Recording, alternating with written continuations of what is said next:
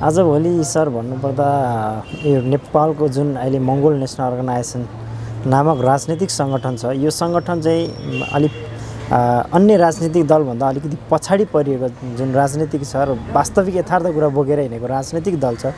यही राजनीतिक दलमै आबद्ध रहेर राजनीतिक गतिविधिहरूलाई अगाडि बढाउँदै र आफ्नो व्यवसायहरू गर्दै अगाडि बढिरहेको स्थिति छ।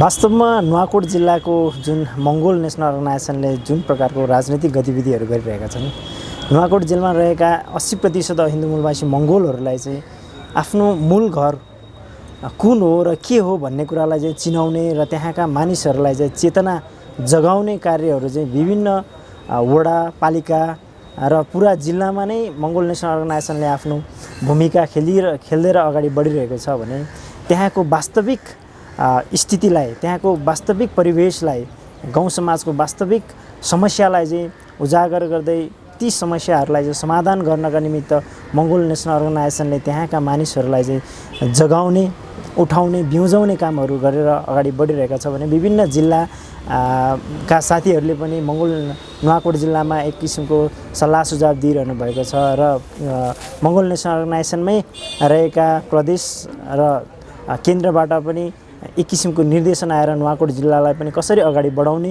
भन्ने कुराहरूलाई लिएर अगाडि बढिरहेको छ भने विभिन्न वडा र पालिकाहरूलाई विभिन्न कार्यक्रमहरू गर्दै मङ्गोल नेसनल अर्गनाइजेसन सम्बन्धी कार्यक्रमहरू गर्दै र वडा पालिका गठन गर्दै अगाडि बढिरहेको स्थिति छ।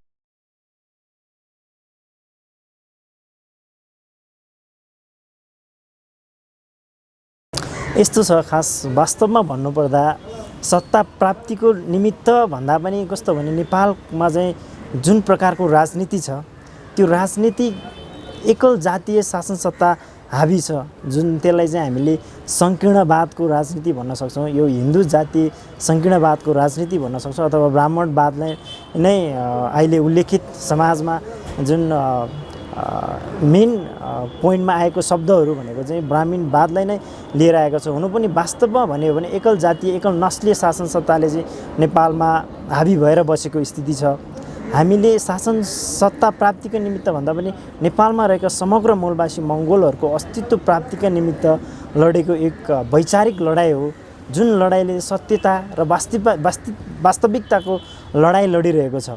जुन मङ्गोल नेसनल अर्गनाइजेसनमा आबद्ध हुन त्यति सहज र सजिलो छैन, किनभने यसमा आबद्ध हुनका निमित्त पनि हामीमा के हुनुपर्छ भने हामीमा एउटा इमान्दारिता, निस्वार्थ भावना, हामीले समानता, स्वतन्त्रता र भातृत्वको सोच लिएर अगाडि बढ्ने जुन सिधा बुद्धको दर्शन अनुरूप चल्न सक्ने एउटा आफूभित्र नै विचारको भण्डारण गर्न सक्नुपर्छ र हामीले दूरदर्शी भिजन लिएर अगाडि बढ्न सक्नुपर्छ।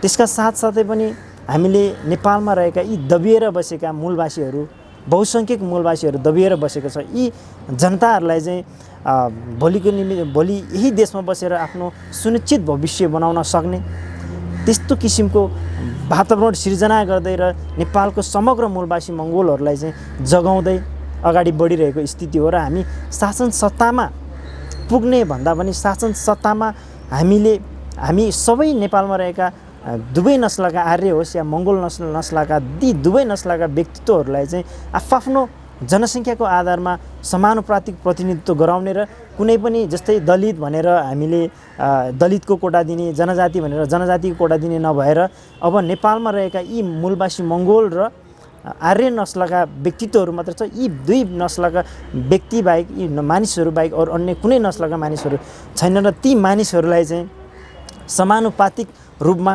आर्य पनि दबिन नपरोस् र मङ्गोल पनि दबिन नपरोस्, अल्पसङ्ख्यकले बहुसङ्ख्यकलाई पनि यसरी अहिलेको जुन स्थिति सिर्जना भएको छ यसरी दबाएर नराखियोस् र बहुसङ्ख्यकले अल्पसङ्ख्यकलाई दबाएर नराखियोस् भन्ने हिसाबले राजनीतिक तौरबाट नै नेपालमा रहेका व्यथिति, बेसंस्कार, हैन, तपाईँको अझै भन्नुपर्दा नेपालमा अझै पनि विभेद, शोषणहरू छ, यसलाई अन्त्य गर्दै हामीले यो समाजमा समग्र नेपाललाई चाहिँ एउटा स्वाधीन राष्ट्रका साथसाथै नेपालमा पनि राष्ट्रियता कायम गर्दै र नेपालको विकास र समृद्धि को निमित्त नै हामी अगाडि बढिरहेको र हामीले यो सङ्घर्ष गरिरहेको हो। भोलि शासन सत्तामा मङ्गोल नेसनल आउँदै गर्दाखेरि नि कसैलाई कानुन बनाएर दबाउने भन्दा पनि सबैलाई हक अधिकार र न्याय दिलाउने काम चाहिँ हामीले गर्ने हामीले जमर्को गरेर अगाडि बढिरहेका छौँ र चेतना फैलाएर अगाडि बढिरहेका छौँ।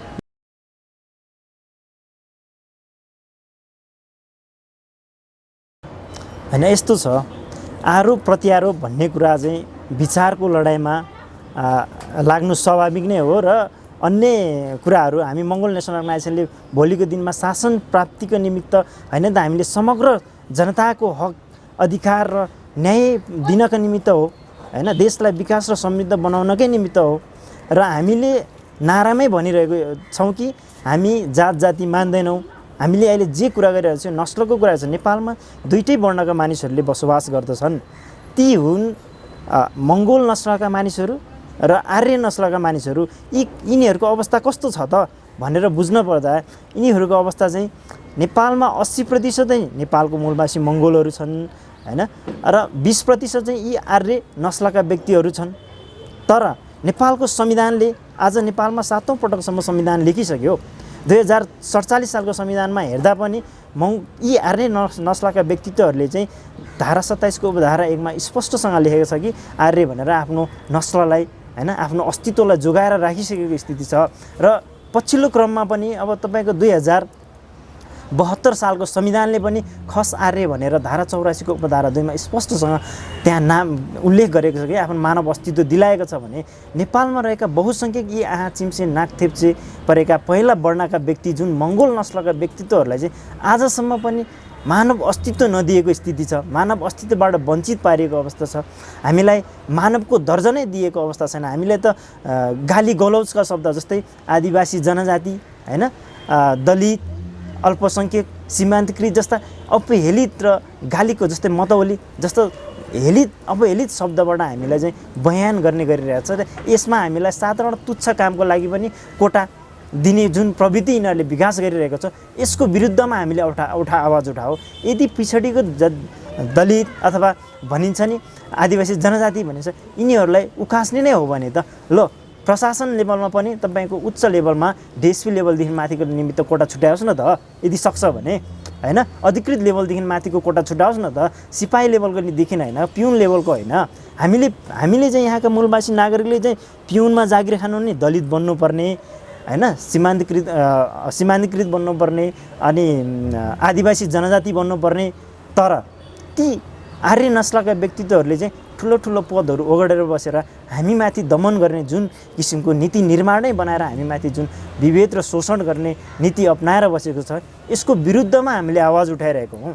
जातीय द्वन्द्व हुन कदापि हुनै सक्दैन। किन हुन सक्दैन भने हामीले विचारको लडिरहेको छ। हामीले जात जातिलाई फोकस गरेकै होइन, हामीले इन्टिटीको कुरा हामीले उत्पत्तिसँगको कुरा गरेको छ। हामी इन्डिजिनियस पिपुलले चाहिँ के गर्न खोजेको भने आफ्नो मूल घरलाई चिनेर चाहिँ मूल घरमा चाहिँ सबै मानिसलाई कसरी मिलाएर राख्ने, सबै मानिसलाई चाहिँ हक अधिकार र न्याय कसरी सुनिश्चित गर्ने भन्ने हिसाबले हामी अगाडि बढिरहेको स्थिति हो। र यो देशलाई विकास गर्ने हो भने हामी निस्वार्थ होइन इमान्दार भएर राजनीति गर्नुपर्छ। राजनीति भनेको वास्तवमा भन्ने हो भने जनताको सेवा गर्ने नै राजनीति हो भन्ने हेतुले हामी अगाडि बढिरहेको छ र हाम्रो सिद्धान्त पनि स्पष्ट छ। हामीले यो देशलाई विकास गर्नका निमित्त 5 क्रान्ति युग पुरुषसम्म डाक्टर गोपाल गुरुङज्यूले 5 क्रान्ति गर्नुपर्छ भनेर उहाँले भनेर आज हामी माझ हुनुहुन्न उहाँ। तर उहाँको जुन 5 क्रान्तिले यो देशको साँच्चीकै कायापलट गर्न सक्छ भने उहाँले जुन दिनुभएको दर्शनले छ, उहाँले दिनुभएको दर्शनले यो देशमा समानता स्वतन्त्र र भातृत्व कायम गरेर यो देशलाई दिगो स्थिर राजनीति पनि कायम गर्न सक्छ र यो देशलाई दिगो शान्तिमा पनि ल्याउन सक्छ भन्ने कुरामा चाहिँ हामीले जोड दिएर अगाडि बढिरहेको स्थिति छ।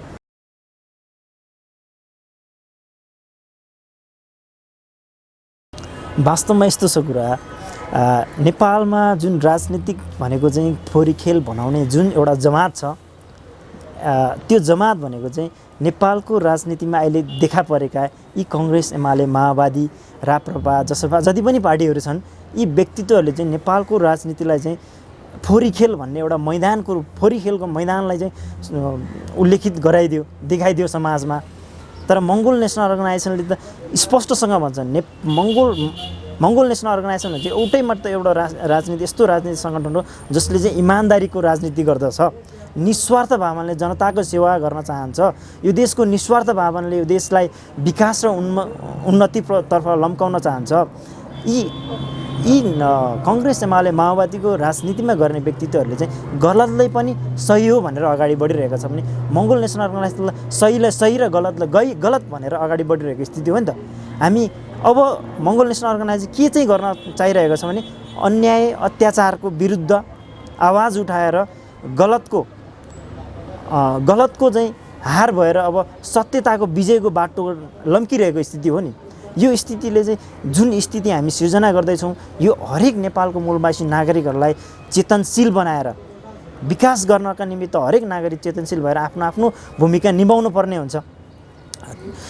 आफ्नो भूमिका निभाउनुको निम्ति पहिला सुरु चेतना फैलाउनु पर्छ। हामीले शिक्षाको माध्यमबाट चेतना फैलाउँदैछौँ, हामीले आर्थिक समृद्धिको बाटोको निमित्त एउटा माहौल क्रिएट गर्दैछौँ भने हामीले राजनीतिक चेतनाशील बनाउँदैछौँ। राजनीतिक चेतनशीलबाट नै मान्छेले धेरै कुराहरू चेतना आउँछ र समाजमा विकास र समृद्धिको बाटोलाई अँगाल्न सक्छ होइन। हामीले धर्म संस्कृतिलाई कसरी जोगाउने भन्ने कुरालाई अगाडि बढाइरहेका छौँ होइन। यी धेरै यावत कुराहरू छन्। हामी राजनीतिमा भविष्य देखेर होइन, राजनीतिमा के देखेर भन्दाखेरि पनि राजनीतिमा चाहिँ यो देशको कायापलट गर्नका निमित्त यी आर्य नस्ल बोकेका एकल जातीय शासन सत्ता चलाउने व्यक्तित्वहरूले अब यसरी भएन, यिनीहरूले गर्न सक्दैन।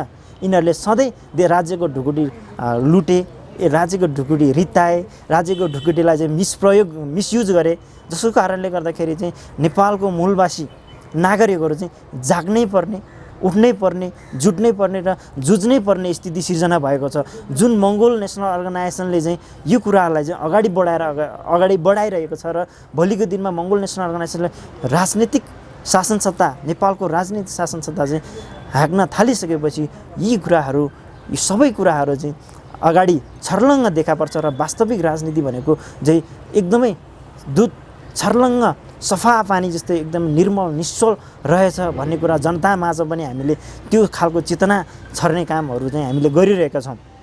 र त्यही भएको कारणले गर्दा पनि मानिसहरूले यी अन्य व्यक्तित्व सर्वसाधारण जनताहरूले चाहिँ म राजनीति गर्न चाहँदैनौँ भन्छ, तर वास्तवमा राजनीतिक बिना हाम्रो जीवन उज्जवल हुन सक्दैन। त्यही भएर राजनीतिक चाहिँ सबै व्यक्तित्वहरूले राजनीतिक चेतनशील हुनुपर्छ र राजनीतिक कुराहरूलाई बुझेर चाहिँ यो देशलाई केही न केही योगदान दिएर अगाडि बढ्नुपर्ने जुन समय अहिले आइसकेको छ र हामी सबै युवाहरू एकजुट भएर अगाडि बढ्नुपर्ने स्थिति सिर्जना भएको छ। यसलाई मङ्गोल नेसनल अर्गनाइजेसनले यो एक प्रकारको भूमिका खेलेर चाहिँ सबै मूलवासी मङ्गोल लगायत अन्य व्यक्तित्वहरूलाई पनि जोडेर यो देशमा विकासको कायापलट गर्ने, आमूल परिवर्तन गर्ने हामीले जमर्को गरिरहेका छौँ।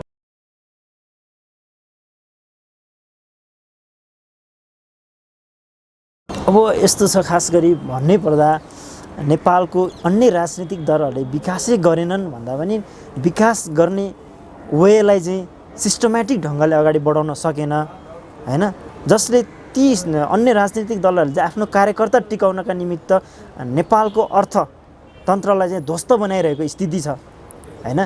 देश र जनताको उन्नति र प्रगतिको निमित्त भन्दा पनि यिनीहरूले चाहिँ के चाहिँ गरे भने यो देशका हरेक मूलवासी नागरिक होस् या अन्य आर्य नै जनता होस्, यी व्यक्तित्वहरूलाई झुक्काएर आफू मात्रै कुर्सीमा हालिमुहाली गरिरहने जुन किसिमको शैली अपनाएर चाहिँ यो देशमा वर्षभरि नेपालको जनताले चाहिँ खुन पसिना गरेर कलेक्सन गरिदिएको जुन बजेट छ, जुन अर्थतन्त्र छ, त्यसलाई चाहिँ मिसप्रयोग गरेर मिसयुज गरेर चाहिँ हामीमाझ चाहिँ विकासको कुनै पनि गतिलाई अगाडि छर्लङ्ग देख्न नसकेको स्थिति छ र यसलाई वेल म्यानेजमेन्ट गर्न सकेको छैन भनेर पनि हामीले भन्न सक्छौँ। तर कस्तो छ भने यी व्यक्तित्वहरूले वेल म्यानेजमेन्ट गर्न नसकेको भन्दा पनि गर्नै नचाहेको हामीले यस्तो देखिरहेका छौँ। यहाँका यी गरिब दुखी असहाय नागरिकहरूले चाहिँ न्याय नपाएको स्थिति छ होइन। न्यायमाबाट वञ्चित पारेको स्थिति छ। कोही व्यक्तिलाई चाहिँ कुखुरा मारे पनि जेल होइन, कोही व्यक्तिलाई चाहिँ मान्छे मारे पनि तपाईँको 2 दिनमै छुट्ने, 5 दिनमै छुट्ने, यस्तो किसिमको कानुन छ होइन। जसको कारणले गर्दाखेरि हामीले यो गलत हो यदि कुनै पनि व्यक्तिले गलत कार्य गर्छ भने उसले सजाय हुनुपर्छ, तर कुनै व्यक्तिले राम्रो गर्दा गर्दै पनि ती व्यक्तिलाई नेपालमा चाहिँ विभिन्न षड्यन्त्र जालजेल गरेर चाहिँ नेपालको राजनीतिमा चाहिँ त्यस्तो किसिमको नराम्रो गेमहरू खेलिरहेको छ। त्यसले गर्दाखेरि हाम्रो नेपालको समग्र जनताहरू चाहिँ दुखी भएको स्थिति छ। तर भन्नुपर्दा मङ्गोल नेसनल अर्गनाइजेसनमा युवाहरूले किन चाहिँ आकर्षण हुनुपर्छ भनेर भन्दाखेरि मङ्गोलको नेसनल अर्गनाइजेसनले एकदम स्पष्टसँग पारदर्शी ढङ्गले चाहिँ राजनीति गर्नुपर्छ। यो देशमा रहेका समग्र मूलवासी मङ्गोलहरूको भविष्य निर्माण गर्नका निमित्त, तर अस्तित्वलाई सुनिश्चित पार्नका निमित्त हामीले त मानव अस्तित्वबाट वञ्चित बनाएको स्थिति छ नि त। मूलवासी मङ्गोल समुदायका व्यक्तित्वहरूलाई मानव अस्तित्वबाटै वञ्चित बनाएको स्थिति छ हैन। यी व्यक्तित्वहरूले त हामीलाई विभिन्न बहाना बनाएर हामीलाई झन्झन तला हामीलाई त मस्तिष्कमा एउटा एक प्रकारको नराम्रो कुराहरू हालिरहेको छ नि त। त्यही भएको कारणले गर्दाखेरि पनि मङ्गोलको राजनीतिमा आबद्ध हुनलाई चाहिँ किन चाहिँ पर्छ भने हामीले इमानदारी ढङ्गले राजनीति गरिरहेका छौँ। हामी पारदर्शी ढङ्गले जनतामा पारदर्शी ढङ्गले राजनीति गरिरहेका छौँ हैन। हामीले निस्वार्थ भावनाले जनताको सेवा गर्न चाहिरहेका छौँ। हामी निस्वार्थ ढङ्गले यो देशको संरक्षण गर्न चाहिरहेका छौँ, यो देशको विकास गर्न चाहिरहेका छौँ। र मूलवासीकै निमित्त भन्ने हो भने चाहिँ यो देश भनेकै नेपालको मूलवासी जनताहरूको हो, मूलवासी मङ्गोलहरूको हो। र आफ्नो घर आफैले मात्रै बनाउन सक्छ। यी आर्य नस्लको व्यक्तित्वहरूले चाहिँ यिनीहरूले चाहिँ हाम्रो घर बनाइदिने कहिले पनि बनाइदिने छैन भन्ने कुरालाई चाहिँ हामीले बुझ्न जरुरी छ। र यी गलत ढङ्गले गरेको राजनीतिहरूमा आबद्ध भएर हामीमाथि नै खनिने जुन प्रकारको कामहरू हाम्रै मान्छेहरूले गर्दै हुनुहुन्छ, उहाँहरूलाई चाहिँ के भन्न चाहन्छु भने तपाईँहरू अध्ययन गर्नुहोस्, स्टडी गर्नुहोस् हैन। बुझ्नुहोस् नेपालको संविधानमा के लेखेको छ, त्यो संविधानको ठेलीहरू पल्टाएर हेर्नुहोस्, धारा उपधाराहरूलाई पल्टाएर हेर्नुहोस्। नेपालमा ती कुन किसिमको चाहिँ षड्यन्त्र जालजेल गरेर यहाँका मूलवासीहरूलाई दबाउने काम गरेको छ त्यसलाई बुझ्नुहोस्, अनि मात्र लालछना लगाउनुहोस्। मङ्गोल नेसनल अर्गनाइजेसनलाई लालछना लगाउने काम गर्नुहुन्छ भने पनि मङ्गोल नेसनल अर्गनाइजेसनको युगपुरुषसम्म डाक्टर गोपाल गुरुङज्यूले लेख्नुभएको जुन 4टा पुस्तक छ हैन, नेपाली राजनीतिमा अदेखा सच्चाइ, अस्तित्वको खोज मङ्गोलको र एमएनमा डक्टरेट पिएचडी, त्यस्तै यी पुस्तकहरूलाई मजाले अध्ययन गर्नुहोस् अनि मात्र हामीलाई लालछना लगाउने काम गर्नुहोला भन्दै तपाईँहरूमा के चाहिँ भन्न चाहन्छु भने हामी समग्र मूलवासी मङ्गोलहरू चाहिँ एकजुट भएर यो देशलाई आमूल परिवर्तन गर्नका निमित्त चाहिँ हामी सबै एकजुट हुन आवश्यक छ। र तपाईँ सबैजनालाई यसको मङ्गोल नेसनल अर्गनाइजेसनको गहिराइमा पुगेर बुझ्नका निमित्त म तपाईँलाई केही कुराहरू भन्न चाहेको स्थिति हो।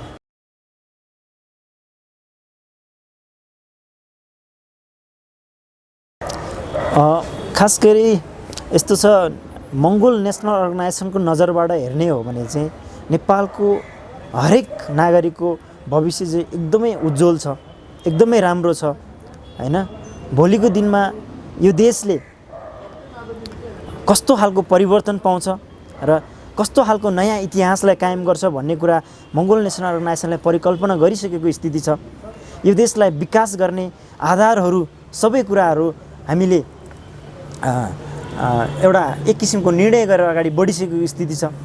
र अन्य राजनीतिक दलमा चाहिँ दलको राजनीतिक भविष्यलाई हेर्ने हो भने चाहिँ, जनताको भविष्यलाई हेर्ने हो भने चाहिँ खास गरी कस्तो स्थिति छ भने आज जस्तो छ हिजोको दिन पनि त्यस्तै छ। र यिनीहरू विकासको क्रममा अगाडि बढ्ला भन्दा पछाडि ब्याक सरिरहेको स्थिति छ भने मङ्गोल नेसनल अर्गनाइजेसनले चाहिँ हरेक क्षेत्रमा, हरेक निकायमा, हरेक पोइन्ट अफ भ्यूमा चाहिँ के गर्छ भने जनताको र समग्र देशकै भविष्य उज्जवल पार्ने जुन किसिमको सपना बोकेर साकार पार्ने एउटा सपना बोकेर अगाडि बढेको छ। त्यही भएर मङ्गोल नेसनल अर्गनाइजेसनको भविष्य एकदमै सुनिश्चित तरिकाले भन्नुपर्दा उज्जवल छ, एकदमै राम्रो भविष्य छ। यसमा आबद्ध सबैजना हुनुपर्छ र सबैजनाले मङ्गोल नेसनल अर्गनाइजेसनलाई साथ र समर्थन दियो भने भोलिको दिनमा यो देशलाई यी अन्य विदेशी विकसित मुलुकहरूले पनि डाहा गर्ने सिचुएसन स्थापना हुनसक्छ हैन। त्यही भएर हामीले कुनै अरू देश जस्तो जुनै विकसित देश जस्तो बनाउँछु भन्दा पनि हामीले नेपाललाई चाहिँ नेपाल जस्तो बनाउँछु ताकि ती अन्य देशको व्यक्तित्वहरूले पनि विकसित राष्ट्रहरूले पनि नेपाल जस्तो देश बनाउन सकौँ भन्ने किसिमको कुराहरू हामीले सुन्न पाओस् र यहाँ रहेका समग्र यी युवा वर्गहरूको जुन जति पनि वैदेशिक रोजगारमा गइरहेको स्थिति छ यो चाहिँ खास गरी यी अन्य राजनीतिक दलको व्यक्तित्वहरूले मिले मतोमा चाहिँ बेचिरहेको स्थिति हो, श्रम बेचिरहेको स्थिति हो र हाम्रो युवाहरूलाई चाहिँ यही जागिर बाट वञ्चित बनाएर चाहिँ हामीलाई चाहिँ हाम्रो युवाहरूलाई चाहिँ विदेशमा लगेर बेचेर त्यहीँबाट आएको रेमिटेन्सले चाहिँ यो देशमा लुटिरहेको स्थिति छ। यो स्थितिलाई चाहिँ हामीले पुरै परिवर्तन गर्ने हामीले एउटा एक किसिमको हामीले निर्णय गरेका छौँ। त्यो निर्णय कस्तो छ भन्दाखेरि यहाँका समग्र जति पनि युवा शक्तिहरू चाहिँ विदेश पलायन भइरहेका छन् ती व्यक्तित्वहरूलाई चाहिँ आफ्नै देशमा एक किसिमको म्यानेजमेन्ट बनाएर हैन यी आफ्नै व्यवसाय गर्ने व्यक्तित्वहरूलाई चाहिँ उचित सिचुएसन क्रिएट गरेर हैन एउटा वातावरण सिर्जना गरिदिएर लगानीकर्ताहरूलाई चाहिँ त्यस्तै किसिमको वातावरण सिर्जना गरिदिएर देशभित्र नै केही गर्नु मन लाग्ने केही गरौँ उत्साह जाग्ने किसिमको वातावरण सिर्जना गरेर र काम गर्न चाहने व्यक्तित्वहरूलाई पनि उचित मूल्याङ्कन गरेर हामीले अगाडि बढ्ने एक किसिमको प्रयत्न गरेका छौँ भने शिक्षाको क्षेत्रमा एकदमै आमूल परिवर्तन गर्ने हैन आर्थिक को क्षेत्रमा पनि यो देशको समग्र मूलवासी मङ्गोल लगायत यी आर्य नस्लका ती तमाम व्यक्तित्वहरू सबै नेपाली जनताहरूलाई पनि आर्थिक रूपले पनि समृद्ध बनाउने हामीले जमर्को गरेका छौँ र सबै समुदायका व्यक्तित्वहरूलाई आफ्नो भाषा धर्म संस्कृति जोगाएर अगाडि बढ्नका निमित्त हामीले आह्वान गर्दै अगाडि बढ्ने स्थिति रहेको छ। यहाँलाई पनि धेरै धेरै धन्यवाद। बुद्धभूमि अनलाइन टिभी हेरेर बस्नुहुने तपाईँ सम्पूर्णलाई विशेष धन्यवाद दिन चाहन्छु। हस्, जय मङ्गोल।